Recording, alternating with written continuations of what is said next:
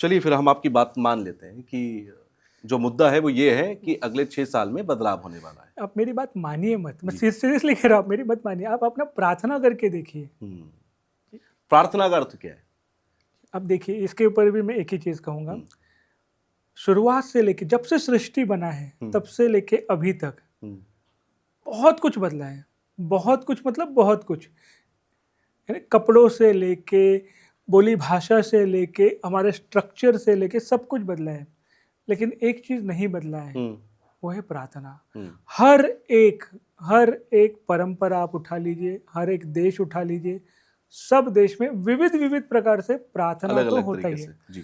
और बेसिक मतलब है, मुझे नहीं, सबको पता है हम्म, प्रार्थना मतलब क्या होता है कि अपने भाव को, है ना, अपने भाव को अपने ईश्वर या जिसको आप मानते हैं उन तक पहुंचाना, एक संवाद करना, कम्युनिकेट करना। बिल्कुल। तो वही मैंने कहा प्रार्थना। तो आपको भी जो मैं कह रहा हूँ, आपके माध्यम से जो इस पॉडकास्ट देख रहे हैं उन लोगों को भी जो मैं कह रहा हूँ इतना ही है कि आप सत्य को जानने के लिए बस बैठ जाएं, ओके। आंखें बंद करके, और कहें कि जो भी जिसके पहले पर आप भरोसा करते हैं उनसे कहें, है ना, या फिर जो भी सृष्टि रचयिता है उनसे प्रार्थना करें।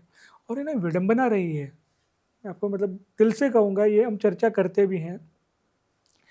जैसे जब साईं बाबा थे जी। धरती पर, कितने लोगों ने माना? बहुत कम। बहुत कम। उनके जाने के बाद पूरा देश मानता है। बस, है ना। वैसे स्वामी समर्थ जी हैं महाराष्ट्र के बड़े, बिल्कुल। कितने लोगों ने माना जाने के बाद? जैसे जब बुद्ध थे, कितने लोगों ने माना? इनफैक्ट ये भी है कि जब बुद्ध ने अपना पहला आश्रम शुरू किया तो पूरा आश्रम सहित उनको बाहर किया गया, आश्रम पूरा तोड़फोड़ किया गया, उनको वापस से नया आश्रम शुरू करना पड़ा, है ना। उन्होंने भी फेस किया। भगवान कृष्ण थे, कितने लोगों ने माना? नहीं, उनके हिसाब से नहीं, भगवान कृष्ण इज नॉट अ भगवान कृष्ण। बिल्कुल। भगवान तो शिव जी हैं, भगवान तो राम जी थे। और राम जी जब थे तो कितने लोगों ने माना, बिल्कुल। है ना। और जब, तो फिर कौन है? भगवान शिव जी हैं, और शिव जी ने भी तो धरती पे कितने अवतार लिए। तो ये विडंबना रही है, हर बार रही है। मतलब आप ये कह रहे हैं कि कल की अवतार अगर किसी के सामने आए भी तो वो उसे भगवान नहीं मानेगा। नहीं मान पाएगा। क्यों? क्योंकि अभी हम सब इंसान धरती लोक पर हैं, मृत्यु लोक पर हैं, तो हम नहीं मानेंगे। जब वो चले जाते हैं फिर हम कहते हैं हाँ ये भगवान थे, Yes. क्योंकि हम तब मानना शुरू करते हैं। अ, अगले 6 साल, क्योंकि अब हम इस बात पे बात करते हैं कि अगले 6 साल, ये 6 साल वो दौर है, क्योंकि यही सवाल मैंने किसी और से भी किया था, तो उन्होंने कहा कि 6 साल में जो धर्म के रास्ते पर नहीं होगा वो खत्म हो जाएगा, वो सत्युग में सत्य। नहीं जाएगा। इस हिसाब से अगर देखा जाए, इस देश की ही अगर मैं बात कर लूं, केवल 150 करोड़ की आबादी में मुझे लगता है 100 करोड़ लोग तो नहीं चल रहे हैं धर्म के मार्ग पर। तो क्या 100 करोड़ लोग नहीं जाएंगे अगले 6 साल में, आगे नहीं बढ़ेंगे? 6 साल में उनका अंत है क्या? बहुत सुंदर। मेरे जो दैविक मित्र हैं, जो जी। उन्होंने हमें समझाया कि ईश्वर की जो भूमिका होती है, हम्म, और जो आपने पूछा ना कि किस तरह से कितने लोग जाएंगे नहीं जाएंगे, उस संख्या पे नहीं, लेकिन किस तरह से जो ट्रांजेक्शन और किस तरह से ईश्वर मौका देते हैं। तो ईश्वर की जो भूमिका होती है, जो हमारे और आपके जी। लिए है, हम्म, पहला होता है सत्य। जी। अभी सत्य क्या है? तो जो आपके हृदय में प्रकाशित होता है। हम्म, सत्य क्या है? जो आपने कुछ अच्छी बातें पढ़ी हैं, जो आपको अच्छी बातें पता भी हैं, और पता होती है, ऐसा नहीं कि नहीं, है ना। जो जो कहते हैं ना कि मॉरल चीज़ है, जो आपको पता है, जैसे आप एक आदर्श भी कह सकते हो, जी। अच्छी टीचिंग्स कह सकते हो।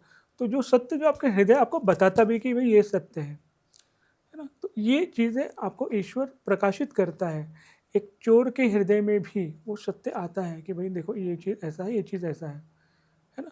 तो सत्य तो हृदय, तो ईश्वर की जो पहली भूमिका है वो सत्य, जो आपके हृदय में वो प्रकाशित करे, जागृत करे, आपको बताए, डायरेक्टली भी इनडायरेक्टली भी, अलग अलग बिल्कुल। तरीके से, बिल्कुल। वो सत्य है, ये पहली भूमिका है। अब इस सत्य को जो आपको पता चला है हृदय से, हम्म, है ना, या फिर हम्म, आपको बताया गया है, समझाया गया है कि हम्म, ये चीज़ ऐसा ऐसा है, उसका आचरण करना, उसको धारण करना, ये बनता है आपका धर्म, जो दूसरा भूमिका है। तो जो सत्य आपको पता है, जो आपने पढ़ा है, जाना है, या जो भी आप कहिए, जो आपके हृदय में प्रकाशित हुआ है, उसको धारण करना, उसको अनुसरण करना, ये हो गया आपका धर्म, जिसको आप कर्तव्य भी कह बिल्कुल। सकते हैं। बिल्कुल। तो सत्य हो गया, धर्म हो गया। ये दो आपको ऑप्शन दिया जाता है कि भाई आप इस सत्य को जानो, सत्य को जानने के बाद उसकी राह पे चलो, यानी धर्म पे चलो, जिसे हम कहते हैं। अब जब ये नहीं होता है ना, जिसको बोला ना धर्म का पालन नहीं किया, कर्तव्य बिल्कुल। का पालन नहीं किया, हम्म, हम्म, जैसे आज भी मैं यहाँ पे आया हूँ, हम्म, एक मेरे लिए कर्तव्य था कि जो मुझे बिल्कुल। सत्य पता है वो जैसा भी है, जो मुझे पता है वो मैं आपके सामने रखूँ एज इट इज। जी लोग मानेंगे नहीं मानेंगे, लोग हो सकता है ट्रोल करे नहीं करे, लेकिन मेरा कर्तव्य उस सत्य को रखना, आपके बिल्कुल। सामने आना। तो सत्य हो गया, धर्म हो गया। अब धर्म का पालन अगर नहीं हुआ, यानी आपने अपने कर्तव्य का पालन नहीं किया, जैसे माता पिता ने अपने कर्तव्य का पालन नहीं किया, बच्चों को अच्छी शिक्षा दीक्षा नहीं दी, अच्छे संस्कार नहीं दिए, जी बराबर। टीचर ने, शिक्षक ने अपने कर्तव्य का पालन नहीं किया, ने बच्चों को सही एजुकेशन नहीं दिया। डॉक्टर ने अपने कर्तव्य का पालन नहीं किया, जी पुलिस ने अपने कर्तव्य का पालन नहीं किया, मंत्री ने अपने कर्तव्य का पालन नहीं किया, राजा ने अपने है ना, ये सारी चीजें हो गई, तो क्या हो गया, अभी अधर्म हो गया। बिल्कुल।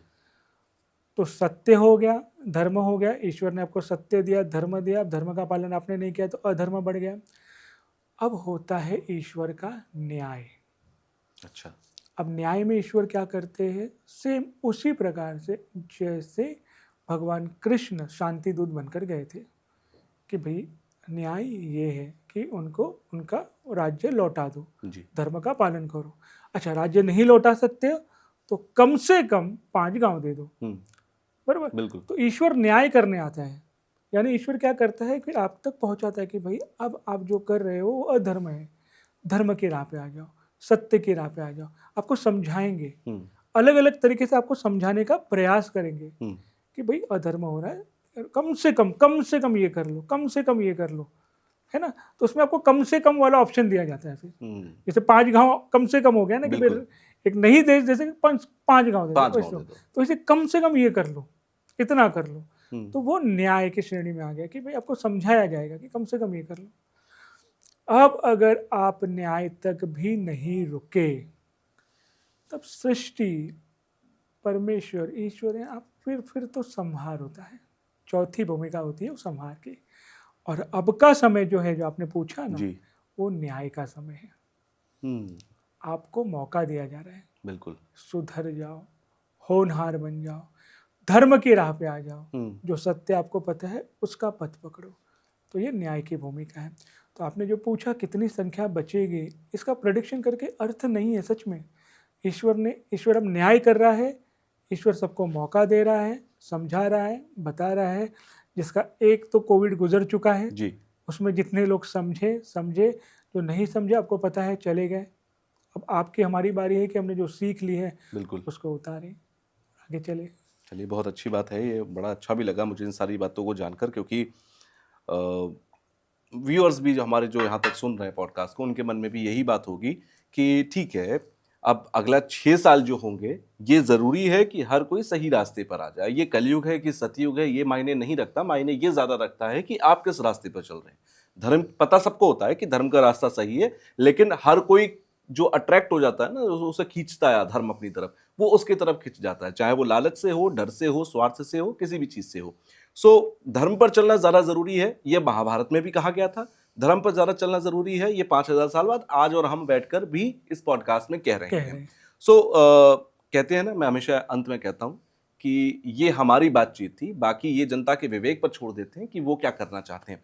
आखिर में आप हमारे दर्शकों से क्या कहना चाहते हैं?